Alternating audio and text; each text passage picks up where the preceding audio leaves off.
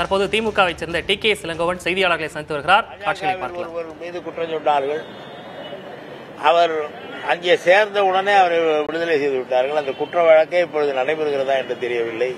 கர்நாடக மாநிலத்திலே பாஜக சட்டமன்ற உறுப்பினரின் மகன் ஒருவர் வீட்டிலிருந்து 48 லட்சம் ரூபாய் பிடித்தார்கள். அந்த வழக்கு என்ன ஆனது என்றே தெரியவில்லை. பாஜகவினர் மீது குற்றம் சுமத்தப்பட்டால், அது பாஜகவினர் வீட்டிலே பணம் பறிமுதல் செய்யப்பட்டால் அது குறித்து எந்த வழக்கும் வராது. மராட்டியத்திலே ஒருவர் மீது பெரிய வழக்கு தொடுத்தார்கள். அவர் அந்த கட்சியிலே சேர்ந்து துணை முதலமைச்சரானவனும் அந்த வழக்கையே கைவிட்டு விட்டார்கள்.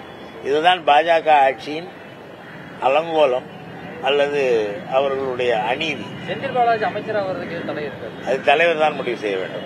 நீதிமன்ற தீர்ப்பு நடைபெறுகிறது. தீர்ப்பு அதுக்கு தடை இல்லைன்னு சொல்லியிருக்கு. தலைவர் முடிவு செய்வார்.